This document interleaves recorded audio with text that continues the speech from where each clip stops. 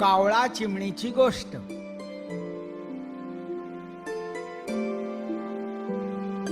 एक होता कावळा. कावळा कसा ओरडतो?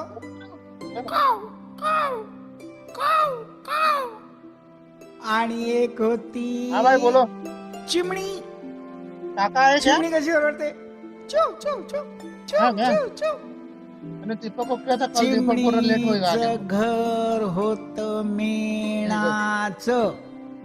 चलेगा मैं आता भी हूँ. कावळ्याचं आता हूँ मैं, तैयार हो. घर होत शेणाचं.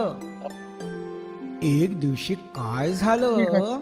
चलेगा चलेगा मैं पूछ करके मोठा पाऊस आला. कसा आला? मोठा पाऊस आला. कावळ्याचं घर गेलं वाहून वाहून. तो चिमणीकडे आला आणि म्हणाला, चिमणूबाय चिमणूबाय, तुझ्या घरात येऊ येऊ येऊ येऊ येऊ येऊ. चिमणी म्हणाली, नको रे बाबा, मी माझ्या बाळाला तो घालते. मी माझ्या बाळाला तो घालते. मग कावळा उडून गेला आणि पुन्हा आला.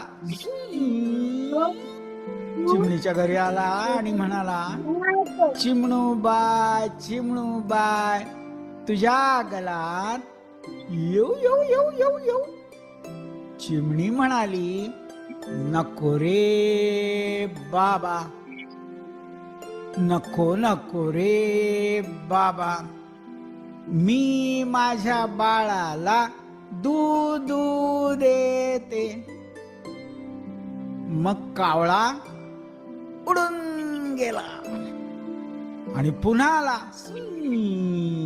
चिवच्या घरी आला आणि म्हणाला, चिमणूबाय चिमणूबाय, तुझ्या घरात येऊ येऊ येऊ येऊ येऊ.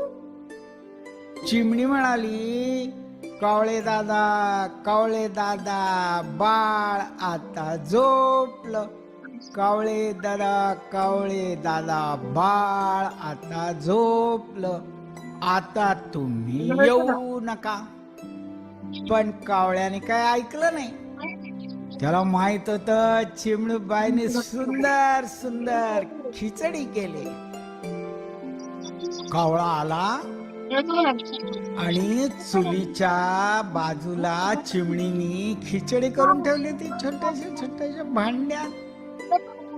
कावळा चुलीवर बसला, असा वाकून चोचीनी खिचडी खायला लागला. तर चुलीवर त्याची शेपूटच भाजली. हा हा. लगेच तो उडून गेला आणि म्हणाला, चिमणूबाईची खिचडी खाल्ली, शेपूट भाजली. हाय हाय, चिमणूबाईची खिचडी खाल्ली, शेपूट भाजली. हाय हाय, आमची गोष्ट संपून जाय.